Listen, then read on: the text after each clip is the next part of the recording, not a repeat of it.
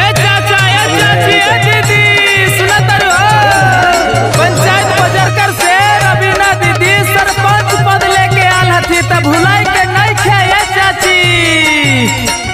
सुना ये भैया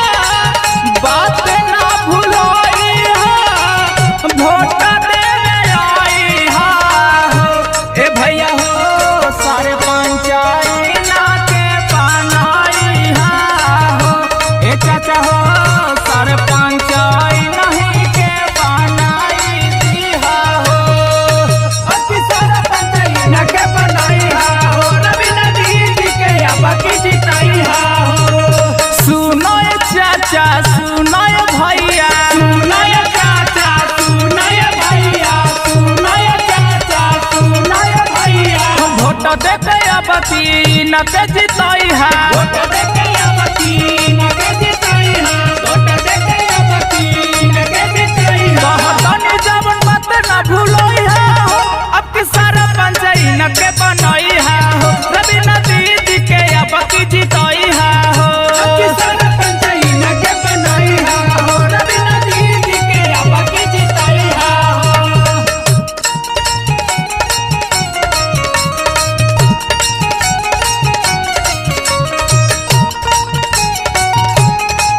कौन चूक ना होके बुथवा बजैहा भैया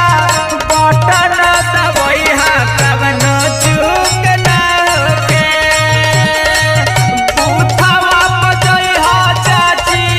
बटन दबैहा कवन चूक ना होके अति सारा पंचायत ना के बनाई हा हो रवीना दीदी के बाकी जिताई हा हो ए भैया बोला बाबू बोला जाना तनी अब का करे के बा का करे के बा सुबह सुबह उठे के बा बूथ पर जाए के बा अपन कीमती वोट रवीना देवी के ही देवे के बा शिक्षित समय से भी तो हमें उम्मीदवारवा शिक्षित समाज से भी तो हमें उम्मीदवारवा हमें उम्मीदवारवा जी हमें उम्मीदवारवा सबका से रायली है सबका से बिचारावा सबका से रायली है सबका से बिचारावा सबका से बिचारावा जी सबका से बिचारावा विरोधी के झांसा में न आई हा हो अब की सारे पंचायत न के बनाई हा हो रवीना दीदी के सरपंच बनाई हा हो अति सारा पंचायत ना के बनाई हा हो रवीना दीदी के बाकी जिताई हा हो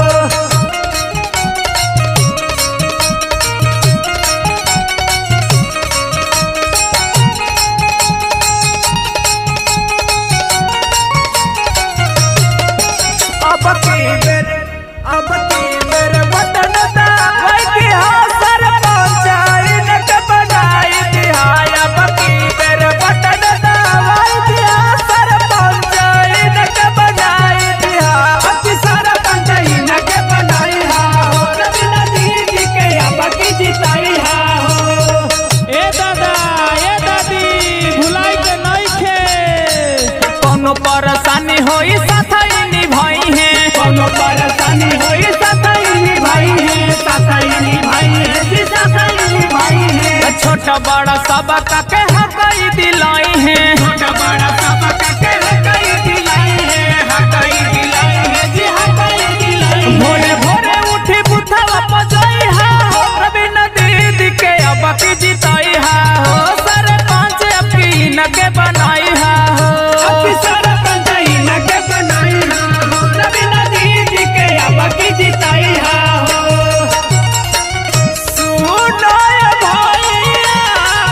बात ना भुलाई हा वोट देवे जाई हा हो ए भैया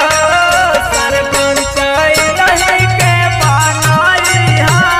हो ए चाचा हो सरपंच नहीं के बनाई दिहा हो अति सारा पंचायत ना के बनाई हा हो रवीना दीदी के बाकी जिताई हा हो नाम है रवीना देवी उर्फ मुस्कान हो नमः रवीना देवी उर्फ मुस्कान हो मुस्कान हो मुस्कान हो इनके जिताई है सबके